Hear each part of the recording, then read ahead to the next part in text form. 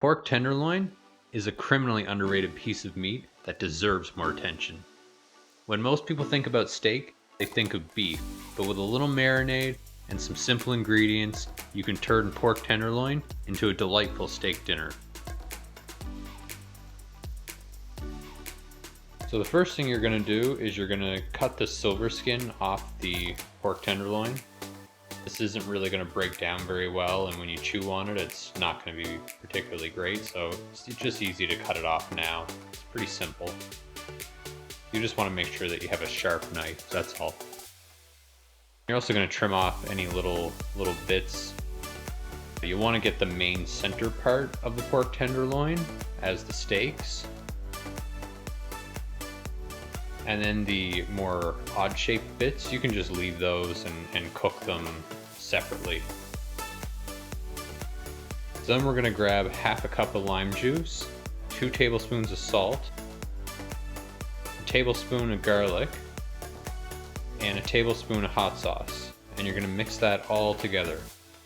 Now, this is a pretty salty brine, so when we're going to put this in with the pork tenderloin, we're only going to need to put it in the fridge for maybe an hour or so, and that'll do more than enough to tenderize the steak and add a lot of flavor to it. It's actually not going to be that spicy in the end. It's only 1 tablespoon of a milder hot sauce that I'm using, and most of that isn't actually going to be in the steak. It's just to add a little bit of flavor. So you're going to put it in a Ziploc bag, get the air out, and then stick it in the fridge for about an hour.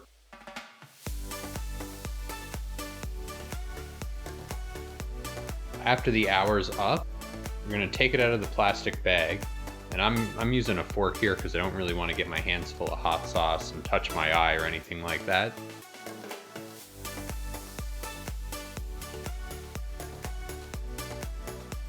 So you're going to want to dry it off with a paper towel. Make sure that it's really dry. If you have wet pork tenderloin, when it goes in the pan, it's just going to take forever to brown and cook, so make sure you get it as dry as possible.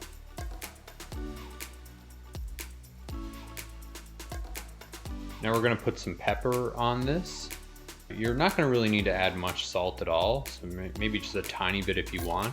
And also, I don't want to coat the pan in a ton of oil, so I'm just using an oil sprayer with a little bit of grapeseed oil.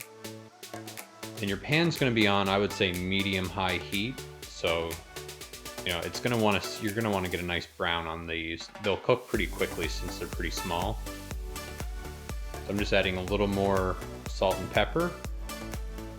And then I'm just going to get some simple vegetables. So this is just a couple portobello mushrooms.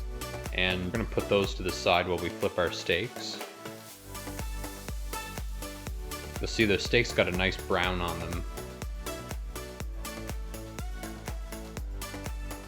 If you notice that your pan is getting too hot at this point, turn it down a little bit.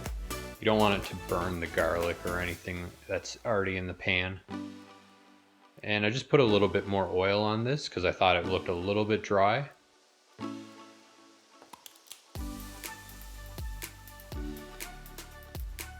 Now I'm going to add a little bit of white wine sauce to this.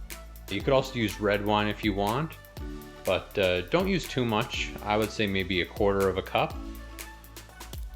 And you're going to let that turn into a nice little pan sauce. You're also going to add a little bit of butter. The butter will really make this into a nice thick sauce that you can pour on the steaks later.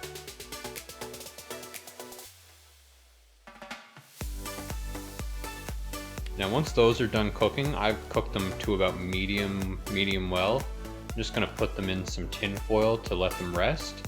And I'm going to put the pan sauce in a little bowl for that to sit on the side. Now we're going to cook the vegetables, and I think for something like this where the sauce is going to have a lot of flavor, you don't want to do anything too special with the vegetables. I'm just going to put a little bit of salt and pepper, a little bit of oil on the mushrooms so that they adhere to the pan pretty well. And I'm going to put the tomatoes, I'm going to put them face side down so that they're going to get a little bit of char on them.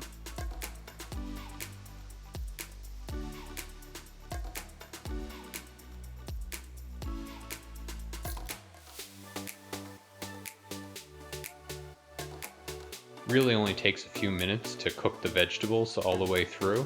You don't want them to be soft and mushy. You want them to have some good texture to them, but be hot all the way through.